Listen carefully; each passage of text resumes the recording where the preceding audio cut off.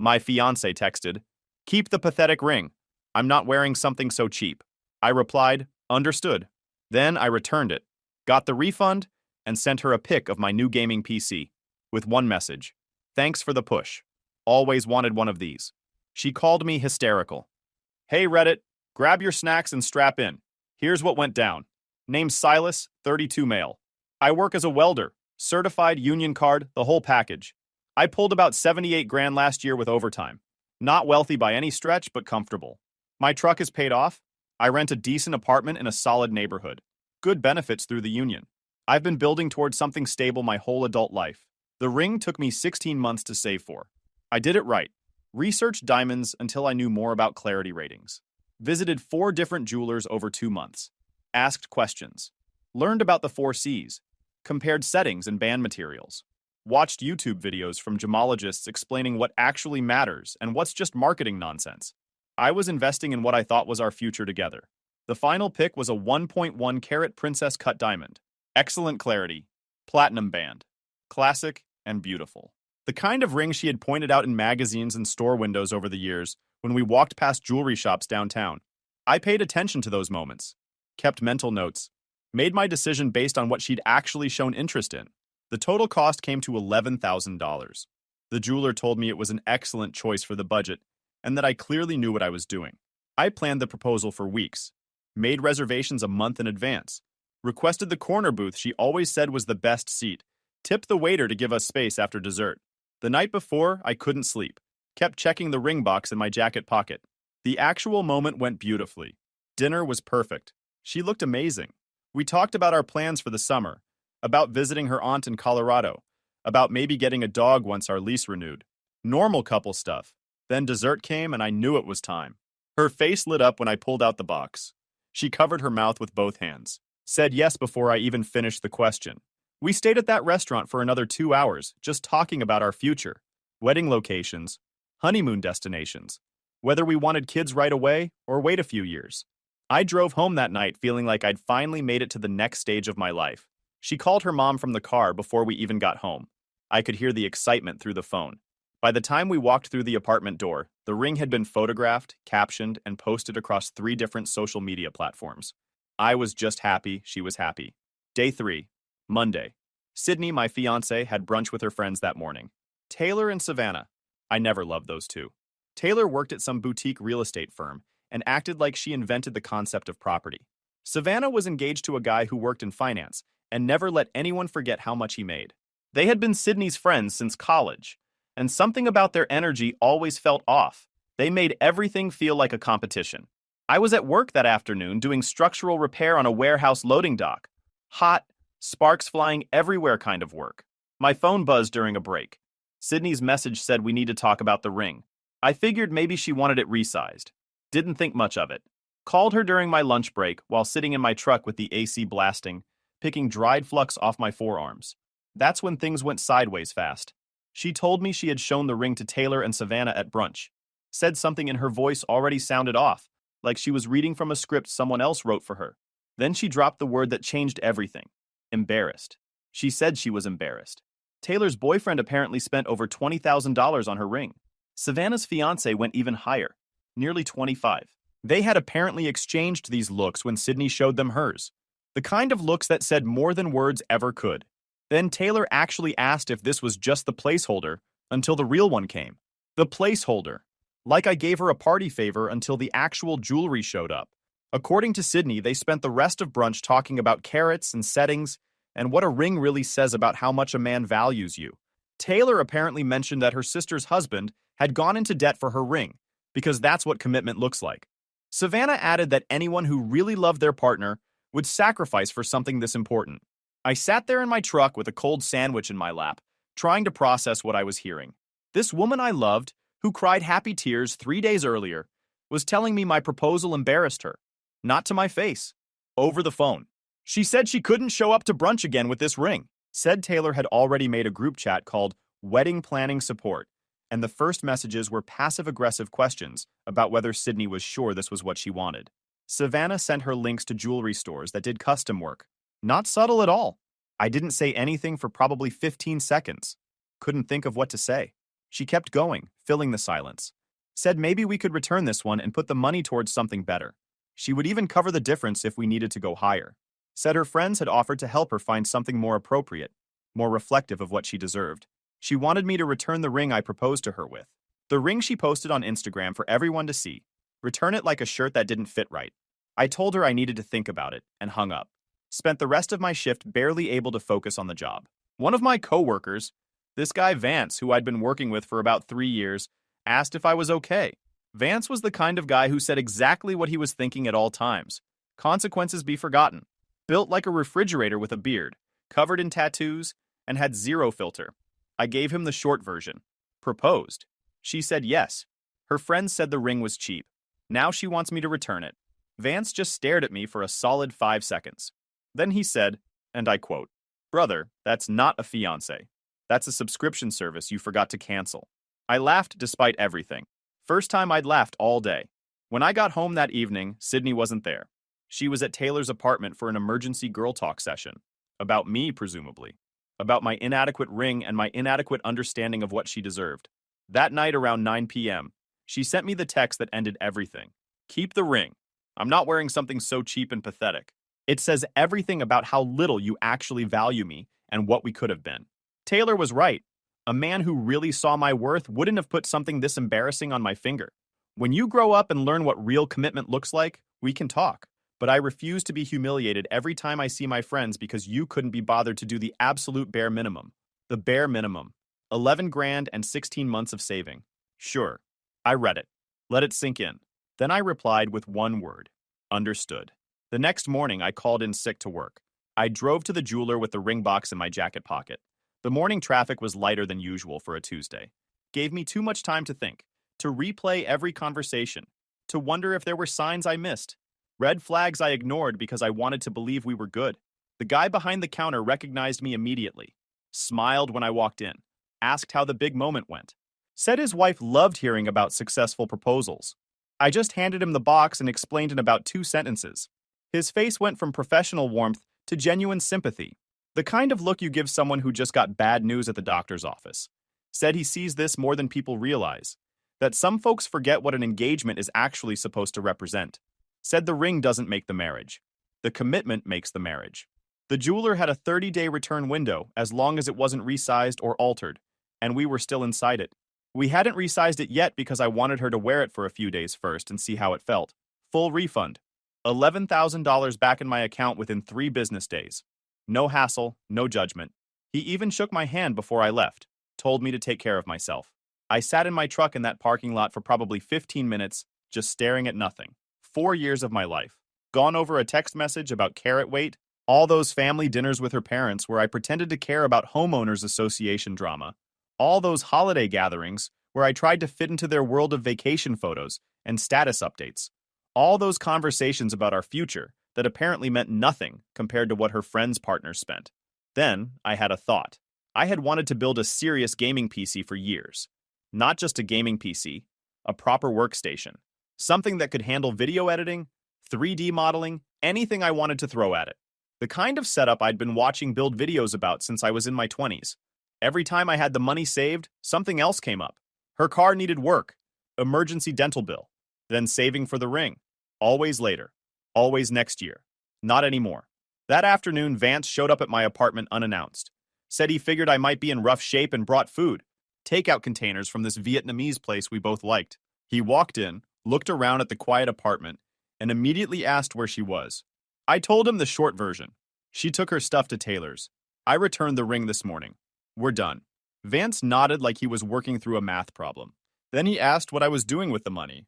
I told him I was thinking about finally building that PC setup I'd always wanted. His face lit up like Christmas morning.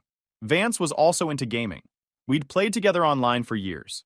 He immediately started rattling off component recommendations. Said he knew a guy who could get discounted parts through his job at a tech recycler. Said I absolutely needed to go RTX 4080, or what was even the point. Said we could make this thing a beast.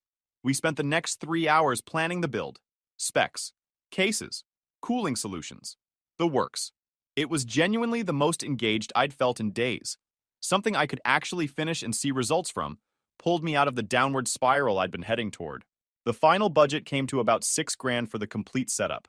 Tower, monitors, peripherals, everything. The other 5,000 went straight into my savings account. Emergency fund.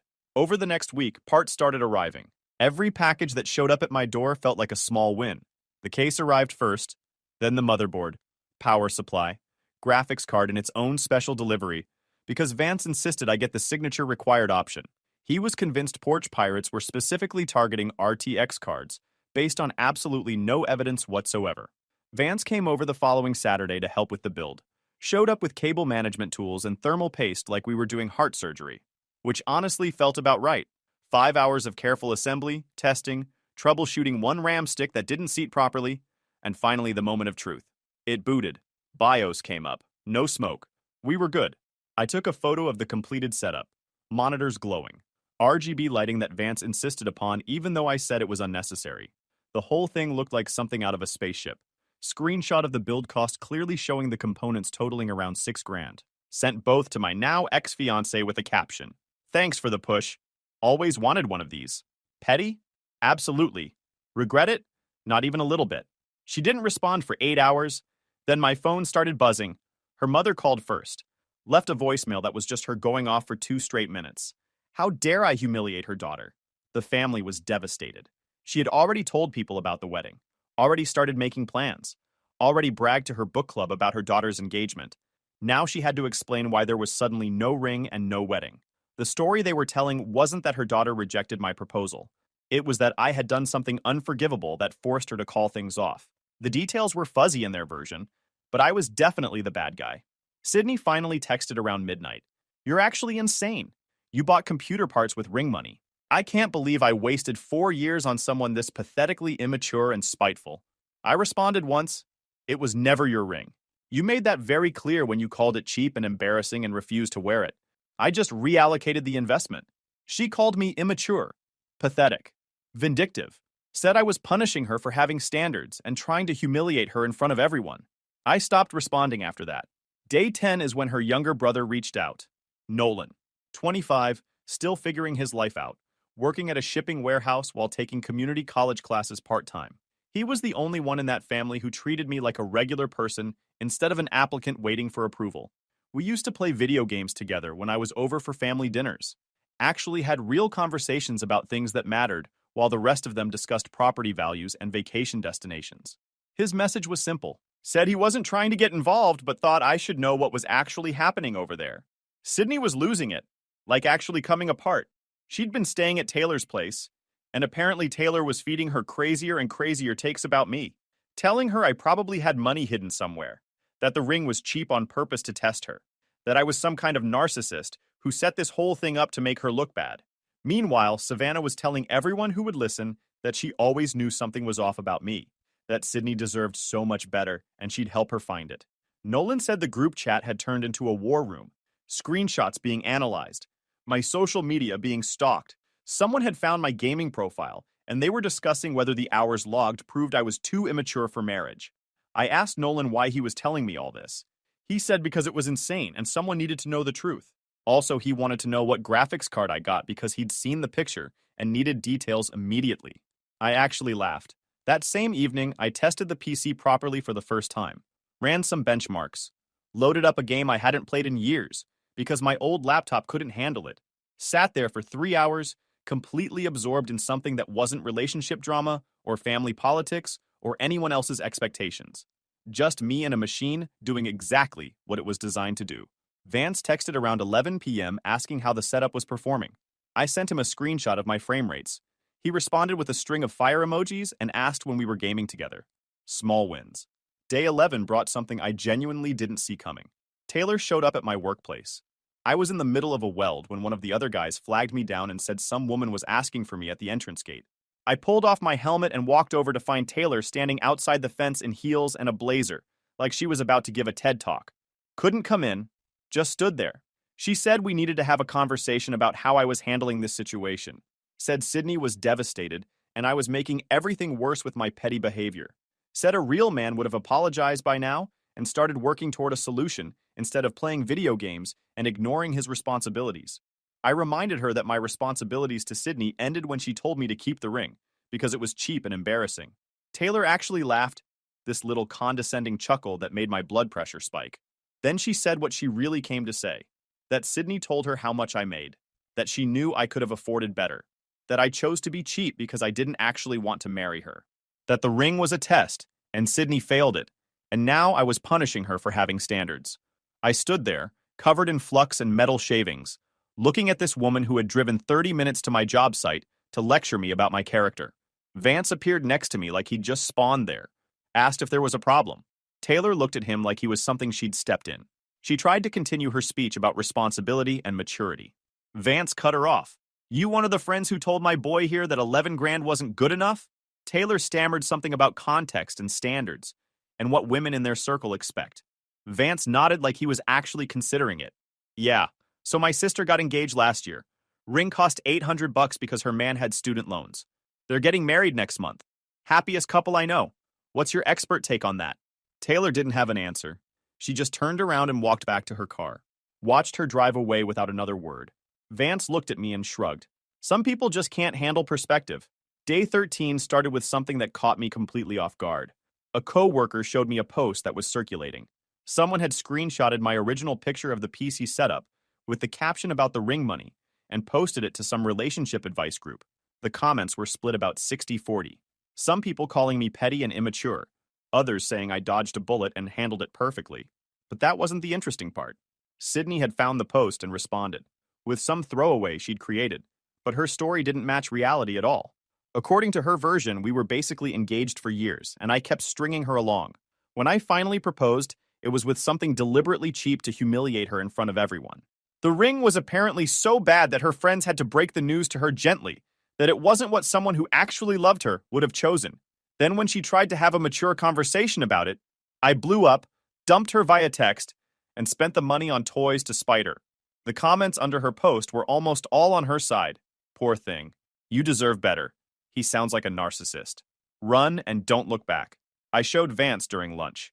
He read through it with this look on his face like he was watching a car crash happen in slow motion. Then he asked if I still had the original texts. The conversation where she told me to keep the ring? I did. He said I should respond to the post with the receipts, set the record straight, let people see what actually happened. The temptation was real, but I told him no. Said getting into it would just make the drama bigger, would turn it into something way more than it needed to be. Said anyone who actually knew me would know the truth, and anyone who believed her version without question wasn't someone whose opinion mattered to me anyway. He looked at me like I'd sprouted a second head. Then he nodded and said, that was probably the most grown-up thing he'd ever heard me say. I told him not to get used to it. Day 15 is when Nolan reached out again with news that was both interesting and kind of messed up. Sydney had apparently decided that the story wasn't spreading fast enough in her favor. She started a campaign. She was reaching out to everyone we knew as a couple, mutual friends, co-workers of mine she'd met at company events, even my cousin's wife.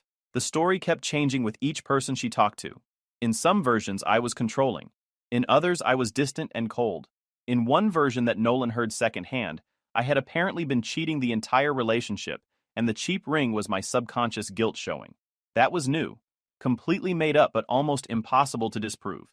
How do you prove you didn't do something? Nolan said his mom was eating it all up, telling everyone who would listen that she always worried about me, that she'd warned Sydney something was off. I asked Nolan what he thought of all this. He was quiet for a second. Then he said he'd lived in that house for 25 years and watched his mother and sister make up their own versions of reality his entire life. Said the truth was whatever made them look best at any given moment. He asked how the PC was running. I told him I'd finally gotten around to installing everything, and it was running like a dream. He asked if he could come over sometime and check it out. Said he'd been saving for his own build and could use some tips. I told him anytime. Day 17 brought drama I seriously didn't expect. I was halfway through a morning shift when my supervisor called me into the office trailer. Said there was a complaint. Someone had contacted the company through the general inquiry line and claimed I had been harassing a woman. No specifics given, just vague stuff about threatening behavior and making someone feel unsafe.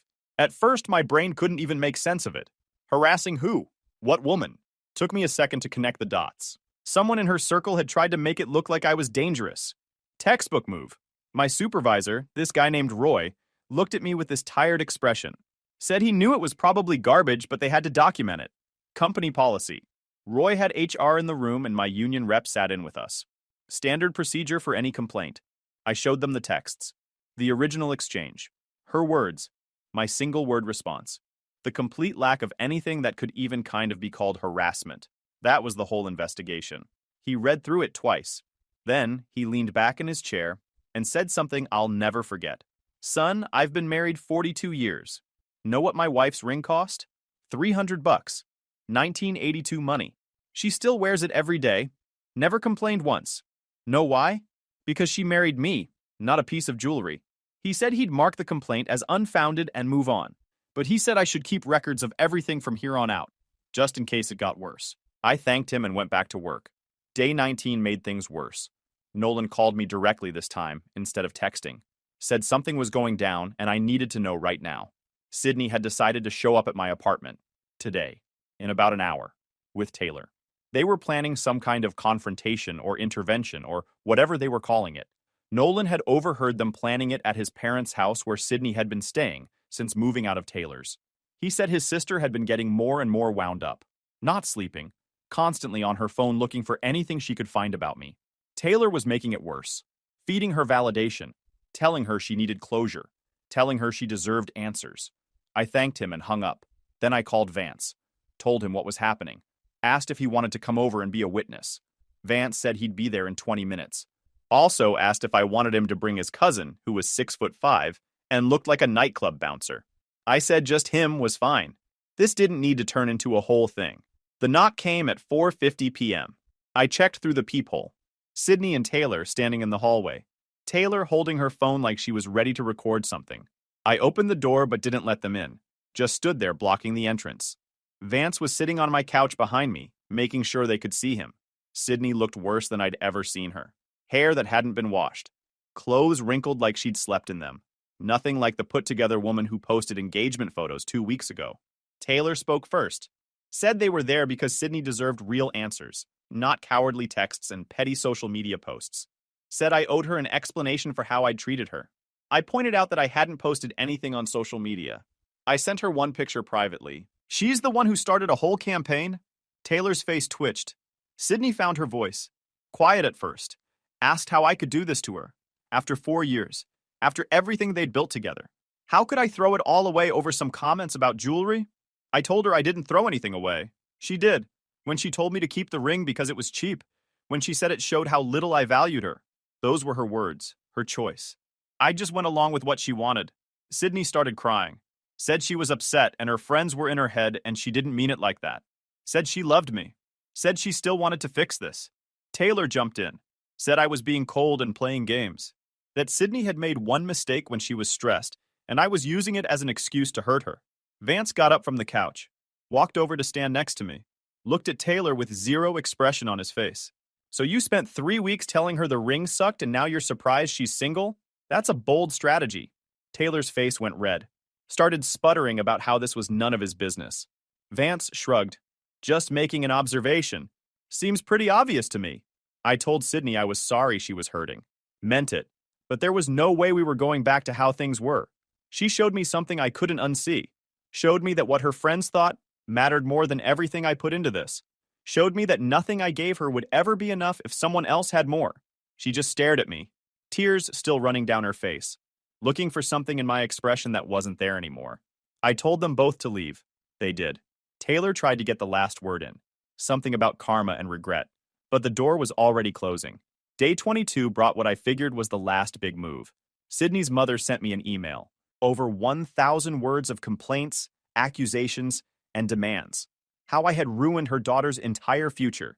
Destroyed what should have been a beautiful joining of families. She actually used that phrase. Joining of families. Like we were royalty, setting up some kind of alliance. The email listed everything I had supposedly done wrong. The not good enough ring, the cruel response to constructive criticism, the humiliating PC purchase, the public display of the receipt, the refusal to engage with attempts to work things out, each item numbered and detailed like evidence in a trial. Then came the money demands.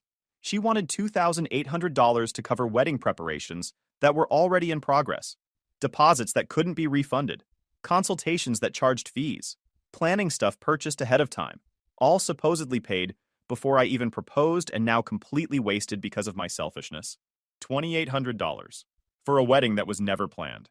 For deposits put down before I even asked the question. I forwarded the email to Nolan and asked if this was for real. He confirmed.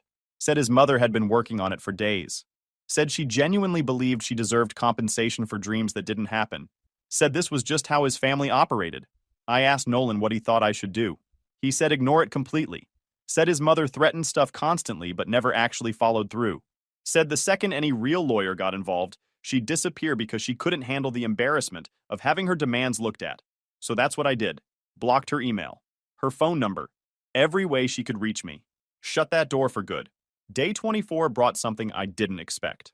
Nolan showed up at my apartment with a laptop bag over his shoulder. Said he had a favor to ask.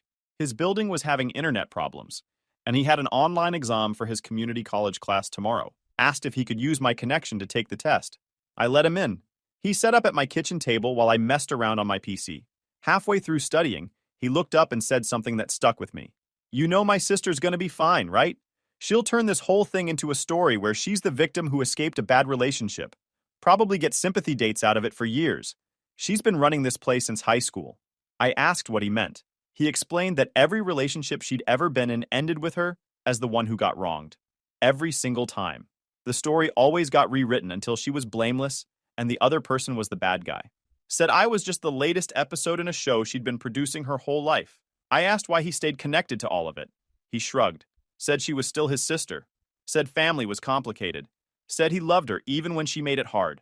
But he also wasn't going to pretend things happened differently, just to protect her feelings. He went back to studying. Having someone from her world actually acknowledge what was true made the whole thing feel a little less crazy. 2 days after that, something good happened at work. Roy, my supervisor, pulled me aside briefly. Said the complaint thing had been officially closed. No follow-up. No additional claims.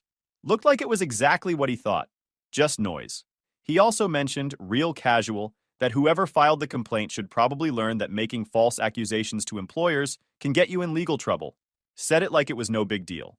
But the message was clear. I thanked him. He just nodded and went back to his paperwork. Later that shift, Vance pulled me aside during a break, looking like he had important intel to deliver. Said he had news. Said he'd been doing some casual information gathering. I told him I hadn't asked for that. He said that didn't matter. Said friends look out for friends. Said he'd heard through some people we both knew that Sydney had started dating again. Already. 3 weeks after our engagement fell apart. Some guy Taylor introduced her to. Financed something. Good money. Nice car. I waited for the part where this was supposed to bother me. Vance watched my face for a reaction. Got nothing. Looked almost bummed about it. I told him I genuinely hoped she found what she was looking for. Said I meant it. Said whatever she needed to be happy, I hoped she got it. Just not from me. He stared at me for a long second. Then he nodded. I told him I was honestly okay. Said the hard part wasn't losing her. It was losing the future I'd pictured. But that future was built on a version of her that wasn't real. Better to find out now than 10 years and 2 kids in. Vance clapped me on the shoulder.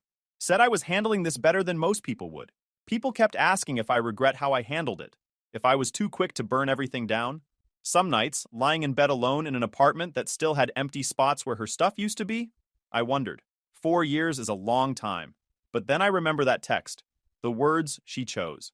That's not love. That's a transaction I failed to complete correctly. Vance and I have been playing online together most evenings now. The new setup handles everything beautifully. Smooth frames, no lag.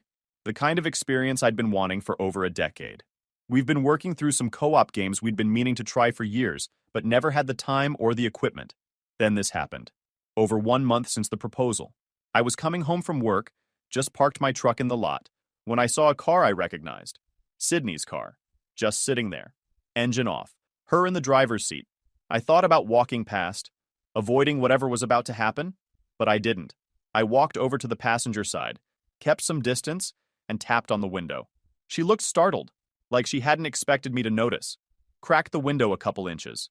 Face tired but calmer than the last time I'd seen her. Less frantic, more worn out. She said she'd been sitting there for 20 minutes trying to decide if she should come up. I asked why she was here. She was quiet for a while. Then she said something I really didn't expect. I screwed up. I know that now. The whole way I handled everything. Taylor and Savannah, they're not my friends. Not really. They just like having someone around to feel better than. I was so worried about impressing people who don't actually care about me that I destroyed the only relationship where someone actually did. I didn't say anything. Just let her talk. She said the new guy didn't work out. Turned out he was more interested in having arm candy than actually connecting with someone. Said Taylor introduced them specifically because he made good money, and it would prove Sydney could do better than me. Said the whole thing lasted 1 week before she realized she was just putting on a show again, playing a part in someone else's story. She said she wasn't asking me to take her back. Said she knew that ship had sailed, but she needed me to know that she got it now, that she saw what she did, that she was genuinely sorry for how it ended. I stood there, listening to someone I used to love explain how she'd unraveled. Part of me wanted to be cold, to make her feel exactly how I felt when I read that text, to twist the knife because I figured I'd earned it, but most of me was just tired of all of it. I told her I appreciated her saying that, said I hoped she figured out what she actually wanted instead of what other people told her she should want. She nodded, started tearing up. She asked if I'd ever think about trying again. I told her no. Said I wished her well, but some things are just done. She accepted it. Didn't argue, didn't beg, just nodded and said she understood. I stepped back from her car. She started the engine, gave me one last look. Then she drove away. I watched her taillights disappear around the corner. Then I went upstairs, turned on the PC, sent Vance a message asking if he was around to play something. He responded in 30 seconds, said he'd been waiting all day, asked what took so long. I told him I ran into my past in the parking lot, said it was handled now. He asked if I was ready to get destroyed at the game we'd been playing because he'd apparently been practicing while I was out having deep moments. I told him those were bold words from someone with his track record. The game loaded. We played until midnight. Some people would look at my situation and call it a loss. I'm starting to think it might be the best trade I ever made. Guys, we are so close to hit 100,000 subscribers on this channel. If you are not subscribed to the channel, please consider subscribing. It really helps hit that 100,000 mark. Thanks for making this dream come true.